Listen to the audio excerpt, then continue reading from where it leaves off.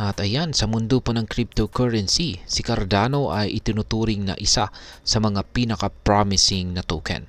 Sa kasalukuyan, ito po ay nasa presyong $1.19 at nahihirapan pa rin po itong makaangat sa kabila ng bahagyang pagbaba ng momentum ng market. Ano ang dahilan? Yan, ang dahilan ay ang pagbaba po kasi ni Bitcoin mula po sa kanyang presyo na $100,000 kung saan ay nakaapekto po ito sa kabuuang altcoin market at kabilang na po rito si Cardano. Subalit hindi pa tapos ang laban. Ayon po sa mga analyst, malaki pa rin daw ang potensyal ni Cardano na makaabot sa presyong $1.50 sa malapit na hinaharap. Pero paano nga ba ito mangyayari? At ano po ang ibig sabihin nito para sa atin bilang mga investors? At ayan po ang siyang ating pag-uusapan sa video na ito. Pero bago po tayo magpatuloy, ay nais ko lamang po munang bigyang linaw ang aking disclaimer kung saan ang nilalaman po ng video na ito ay hindi po ito isang financial advice. For education and information purposes lamang po ang layunin nito. At ayan mga ka-crypto, unahin po natin sa pagpapaliwanag kung paano nga ba maaaring akyatin ni Cardano ang presyong $1.50.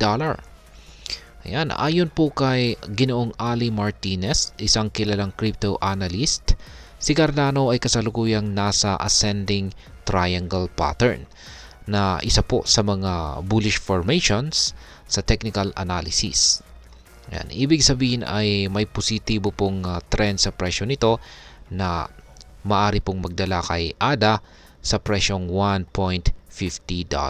Kaya ayan po yung chart na ibinahagi ni Ginoong Ali Martinez dito. Kaya ang ganito pong formation ay parang blueprint ng pag-akyat sa mas mataas na price level. Bukod dito, may malaki pong suporta si ADA mula sa tinatawag na Cardano whales o ang mga malalaking investors na bumili ng halos $100 million na halaga ng ADA. Ang ganito pong pagbili ng malalaking investors ay nagpapakita po ng kumpiyansa sa token at nagdadala po ito ng karagdagang lakas sa market. Sa kasalukuyang sitwasyon ay tinatayang maaring makakita po tayo ng 30% na price surge kay ADA kung saan ay magdadala po ito sa presyong $1.50.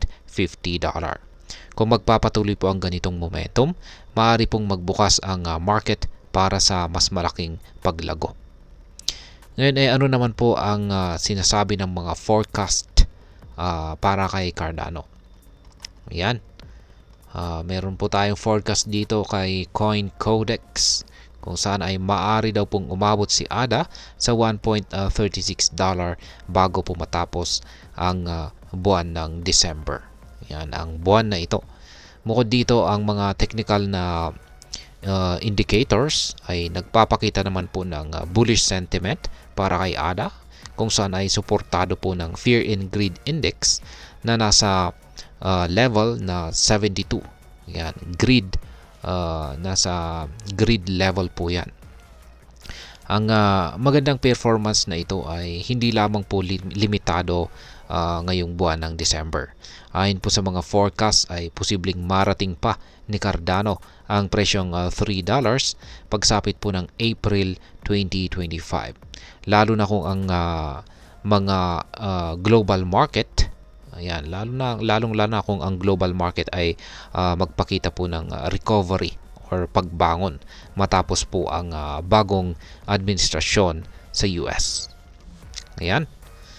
Ngayon ay ano naman po ang nangyari sa presyo ni Cardano ngayong taong 2024. Ayan, ano nga ba ang naging performance ng presyo ni Cardano sa buong taong ito?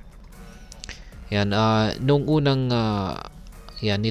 unang kalahati ng taong 2024 ay bumagsak po ang presyo ni ADA tulad po ng karamihan sa iba pang mga cryptocurrencies.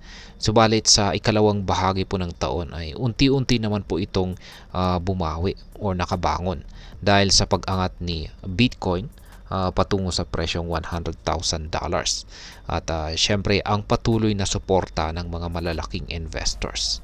Ang ganitong mga rebound ay nagpapakita na ang cryptocurrency market ay nananatiling resilient at punong-puno ng oportunidad. Ngayon ay ano naman po ang maaaring epekto nito para sa atin bilang mga Pinoy crypto investors or traders ni ADA. Yan, balitang ito ay mahalaga dahil nagdadala ito ng bagong pananaw tungkol sa potensyal ni Cardano. Kung makikita ni ADA ang pag-angat nito sa presyong $1.50, maaari pong magkaroon ng magandang oportunidad para sa short-term gains, lalo na para sa mga gustong mag-trade. Bukod po dito, si Cardano ay kilala hindi lamang bilang isang speculative asset, kundi bilang isang blockchain na may matibay na use case.